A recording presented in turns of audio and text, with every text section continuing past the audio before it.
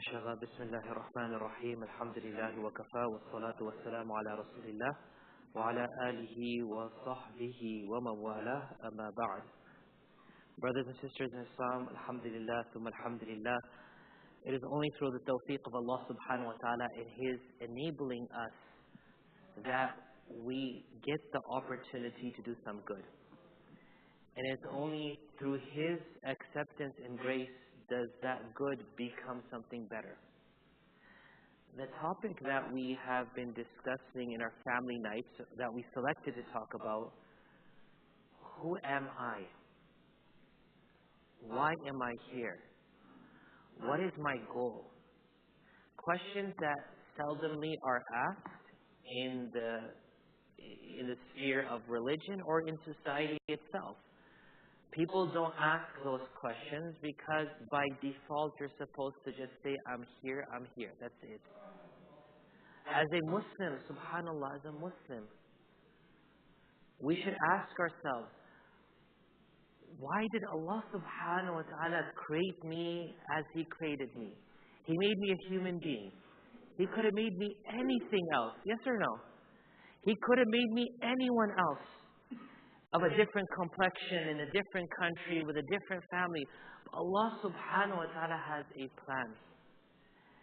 And I have the opportunity to see Allah subhanahu wa ta'ala's plan play out. Does that make sense? What is the most important part of me? The answer is in the transition of our journey. We know that we were nothing. We became something. We will then become nothing, only to be resurrected and become something again. So the body is what I term as the capsule. Like a tablet, there's a capsule. The capsule is just the covering. What's inside it is important. Or for those who want to understand in a more better way, it's like a phone cover. The phone, you put a cover on it. You're not too worried about the cover scratching, are we? The outer cover, whatever it is. What's the purpose of it? It costs a lot of money, but what's the purpose? To protect the phone. Because the phone is what is important. So the cover could get damaged, bumped, scratched. It's not a problem. It's the thing that it is protecting. The soul has always been the creation of Allah subhanahu wa ta'ala. It will not decay. It will not deteriorate. It will not have to be revived. The soul from the time of its creation will continue for eternity. The body will have its phases. So if we as a Muslim understand that Allah created my soul and He inserted it into this phone cover or this capsule, what can this soul do for myself and for the world that I'm in? Well, for that we turn to only one hadith tonight, and that is a hadith recorded by Imam Tirmidhi. I'll read it in Arabic first and we'll talk about it. عن أبي هريرة رضي الله تعالى عنه قال قال رسول الله صلى الله عليه وسلم من يأخذ عني هؤلاء الكلمات فيعمل بهن أو يعلم من يعمل بهن فقال أبو هريرة رضي الله تعالى عنه قلت أنا يا رسول الله صلى الله عليه وسلم فأخذ بيدي فعد خمسا وقال اتق المحارم تكن أعبد الناس وارض بما قسم الله لك تكن أغنى الناس وأحسن إلى جارك تكن مؤمنا وحب للناس ما تحب لنفسك تكن مسلما ولا تكثر الضحك فإن كثرة الضحك تميت القلب رواه الترمذي. The medication has instructions, right? What time to take it, don't expose it to excessive heat, cool temperature, put it in the fridge, discard after 14 days. It has these things, right? So if we understand my being, my creation in this metaphor, it opens up a whole new understanding.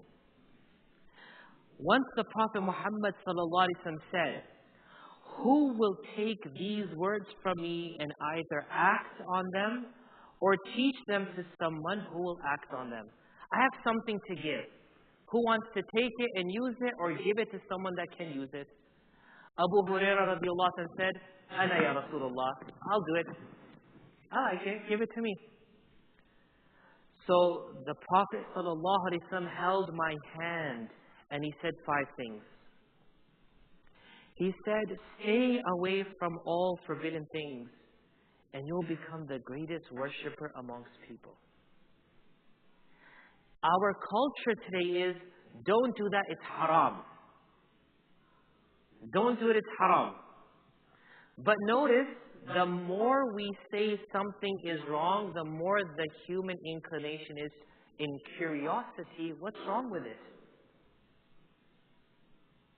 How many of us have taken the medication that says don't expose to heat, or the cell phone that says don't leave it in front of the sun? We say, what happens to it? Let me put it outside in the summer of Texas and find out what happens to it. It's not going to be good. Are you all with me? Is it going to be good? Is the phone going to be fully charged when you pick it up? It has no solar panels to it. It's going to damage. So just as in our world, we understand certain do's and don'ts in order to protect something, in order to safeguard something, in order to extend its usage. What Allah said is haram isn't because Allah is scared we will forget Him. Whatever Allah said is forbidden isn't because He felt that He's going to lose credibility amongst His creation. He knows the end result is damage. So the Prophet Muhammad sallallahu alaihi wasallam is saying here, ittaqil maharim. Stay away from all forbidden things, and you'll become the greatest worshipper amongst people. If you stay away from a hailstorm, you'll prevent your car from having dents. If you stay away from driving in bushes, you will not have scratches on your car. That's exactly what Allah subhanahu wa ta'ala is trying to tell us here. It's only good. It's not wrong.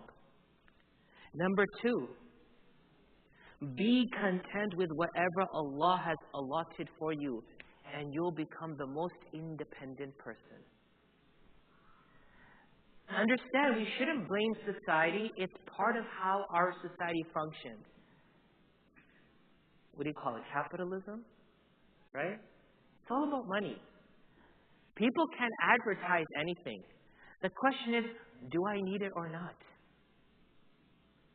Ghina al-qalb, ghina, richness, is when you feel, I don't need anything. You can walk into a Black Friday sale and say, I don't need anything. You can see things being sold for $1. I don't need it. The Prophet ﷺ is telling us a very amazing formula. Be content with whatever Allah has given you. Because remember, you're not going to get more than what Allah has given you. Yes or no? Now a person could say, well, if Allah subhanahu wa ta'ala has written for me in my life $1 million, but I make 10 million, that means I proved Allah subhanahu wa ta'ala wrong. Na'udhu billah. You know what? The greatest harm you could do to yourself in thinking that I'm going to do more than what I need to do because I'll get more than I should have, you're literally working or slaving for someone else. Doesn't matter what the number is on your banking app. If our death was to come right now, that wasn't for you. It wasn't for you. Now you could say, well, I'm doing it for my family, which is a good thing. We have responsibility, but we are not the sustainers of our family. وَمَا مِن دَابَةٍ فِي الْأَرْضِ إِلَّا عَلَى اللَّهِ رِزْقُهَا. Anything that moves on this earth, Allah has appointed rizq. There's a difference between rizq and what you make. Rizq is what you make and you'll use. Whatever you make and you don't use wasn't yours.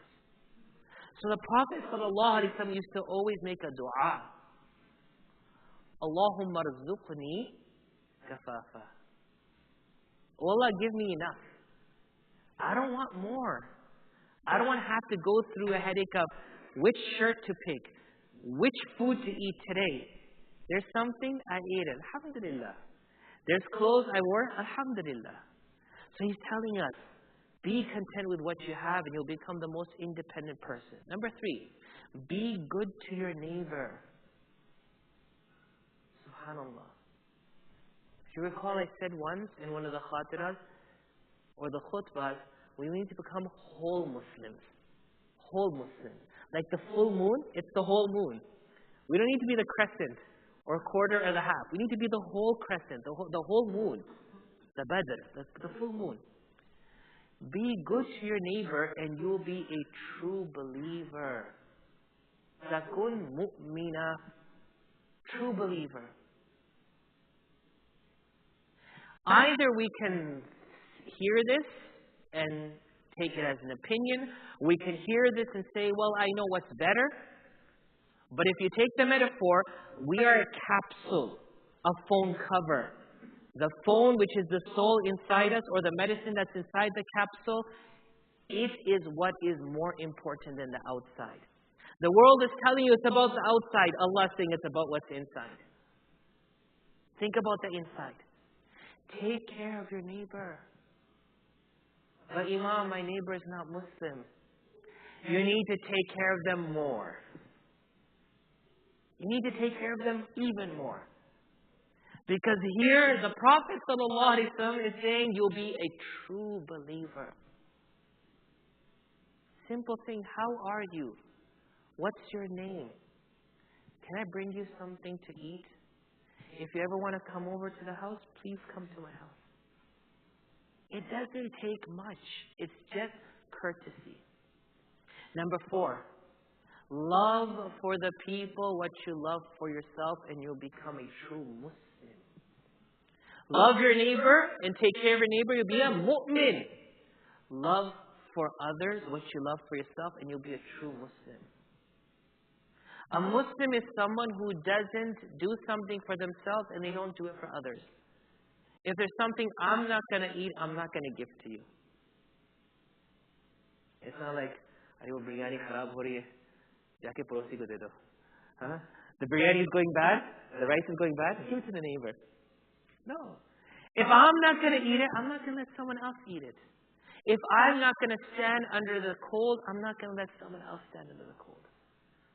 Our deen is how we deal with people. And the last thing he said, do not laugh excessively because excessive laughter kills the heart and spirituality.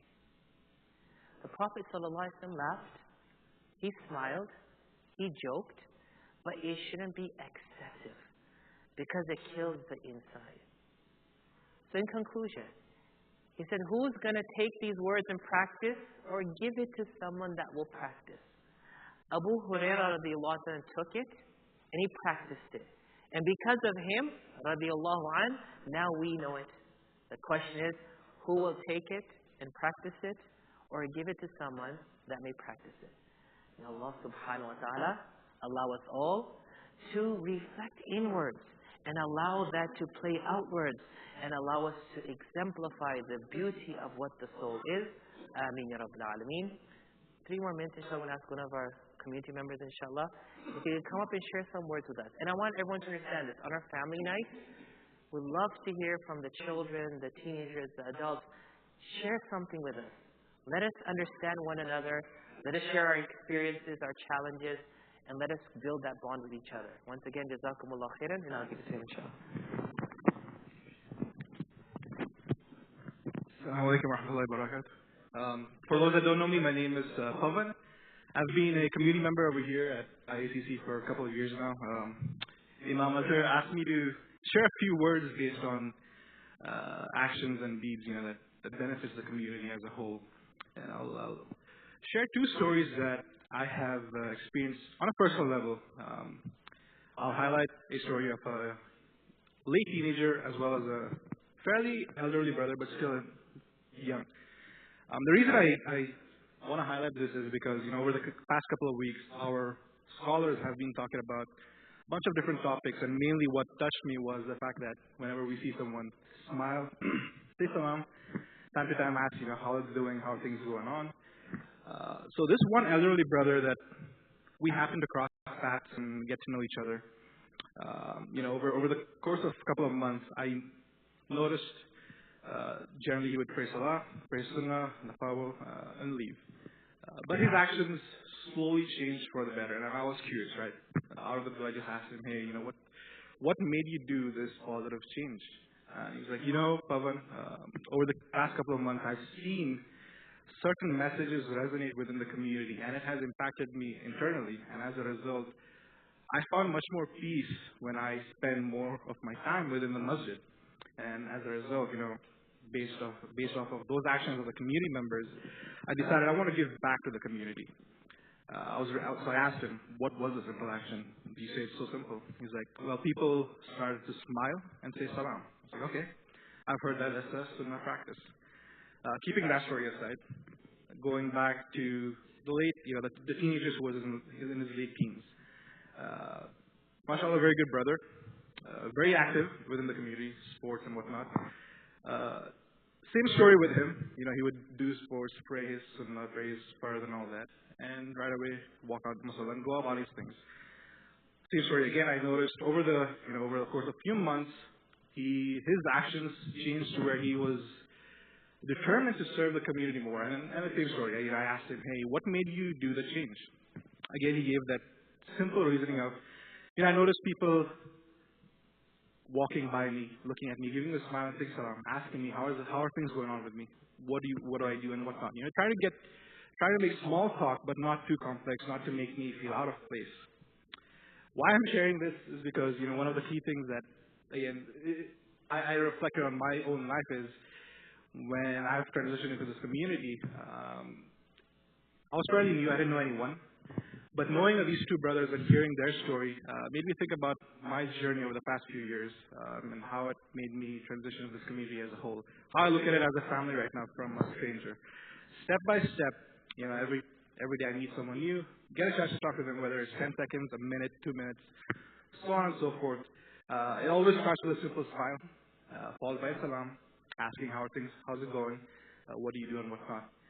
Brothers and sisters, the message I want to say is, our simple actions could inspire people of varying ages. It doesn't matter whether it's a child, whether it's a teenager, adult, late adult. As long as we hold steadfast to some of the beautiful teachings that our scholars over here share with us on a weekly basis, rest assured, leave the result to Allah, but have a good intent in your heart. Spread the sunnah practices as much as you can. And with that, inshallah, we'll have a wonderful community. Won't take the rest of your time. There are some good kebabs out there. Would request some of you guys to go ahead and enjoy that. Thank you, Sheikh. Assalamu alaikum wa rahmatullahi wa barakatuh. Before we get up, I forgot to say something. Who is new in our community, inshallah? Who has moved in the last month or two? I want to make sure that we continue this tradition. If there's anyone who's new in this community, we'd always welcome them to stand up and introduce themselves so that we can welcome them in our community and make them feel a part of our family. Anyone has moved into Texas in the last month or two? Anyone? Brother? Alhamdulillah, mashallah. What's your name, brother? Brother? Brother Isa, mashallah. Welcome to our community, Brother Isa, alhamdulillah. He's your brother, mashallah. What's your name, brother? Oh, mashallah. It's from Chicago, right? Alhamdulillah. Alhamdulillah, welcome. Thank you for bringing the cold down to us. We are so appreciative of your gift. May Allah bless the windy city and give it some heat, inshallah.